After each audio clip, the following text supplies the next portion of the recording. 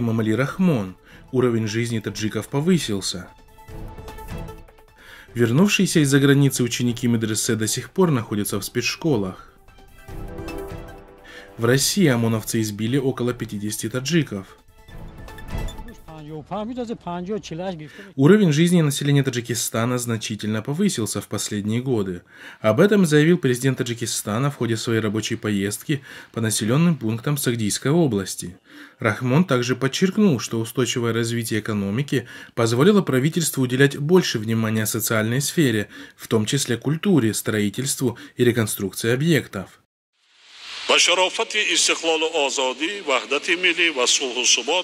مردمی ما در شاهراه سازندگی و بنیادکاری قدم‌های استوار گذاشته امروز وطن عزیزمان را خیلی آباد و پیشرفته گردانیدند و به خاطر فردای باز هم آبادتر سرجمعانه زحمت کشیده ایستادند.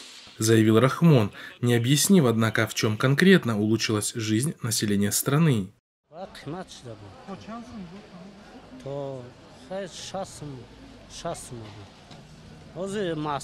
Напомним, что по данным USAID на июнь 2020 года около половины населения Таджикистана живут за чертой бедности.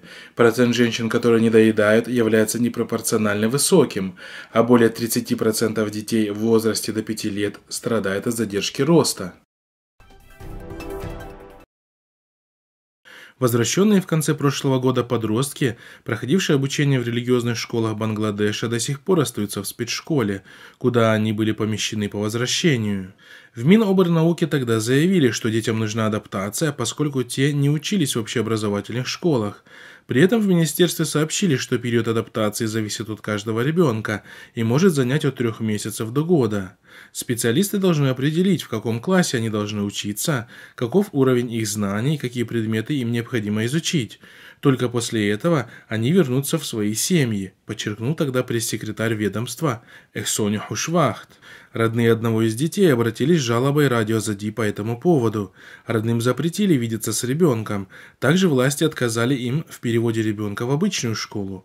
«Иногда мне кажется, что моего сына держат в заложниках», сказал отец подростка Махмадзариф Саидов, член партии Исламского возрождения Таджикистана, находящийся за пределами страны. Которые همون قدر کودکانی که در همین مکتب تحصیل میکنن و از جهت روانی مشکل داشته و Наблюдатели отмечают, что с недавних пор режим Рахмона начал применять подобную практику по отношению к возвращенным из-за границы детям, оправдывая это тем, что побывавшие и обучавшиеся в заграничных религиозных учреждениях возвращаются с промытыми мозгами и нуждаются в реабилитации.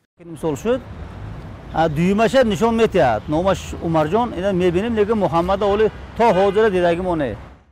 Примечательно, что на данный момент в Таджикистане не существует ни одного религиозного учебного заведения, где дети могли бы изучать ислам. این مسئله خیلی حساس است. این کودکان در یک شرایطی بودند در آنجا که حاضر ما اویله‌ها را نشناخته ناموخته که آیا همین اویله خودش اویله سالم هست، آیا میتواند به همین کودک را درست تربیت کند. برای این وقت در ما وارد مذاکرات هستیم با حکومت عراق و برای انجام دادن این کارها تمامی چاره‌ها را می‌اندیشیم و من با تمام جانب‌هایی که در این روند شامل بودند و سهم گذاشتند. Напомним, что возвращенные из Ирака в апреле 2019 года 84 ребенка также находятся в специальных детских учреждениях, хотя изначально власти пообещали их матерям доставить детей родственникам. Именно на таких условиях таджикские женщины, отбывающие различные сроки лишения свободы в иракских тюрьмах, согласились отправить своих детей в Таджикистан. Само понятие системы перевоспитания или лагеря перевоспитания, это звучит как-то очень страшно. Это наводит на мысль, что мы идем по китайскому пути, когда там перевоспитывают целые миллионы, целую нацию перевоспитывают, и весь мир об этом говорит. Нам не нужно следовать. Около 50 таджикских трудовых мигрантов подверглись избиению сотрудниками правоохранительных органов в поселении Щербинка в Новомосковском административном округе Москвы.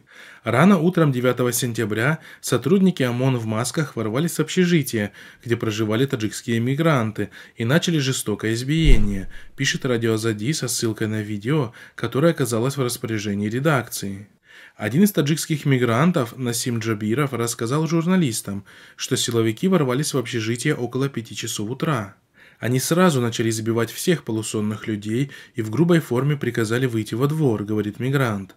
По его словам, только спустя некоторое время стало известно, что ОМОНовцы искали в общежитии наркотики. После того, как они ничего не нашли, всех отпустили, но многие мигранты, вернувшись в свои комнаты, обнаружили, что у них пропали все наличные деньги, сообщил трудовой мигрант по имени Шариф.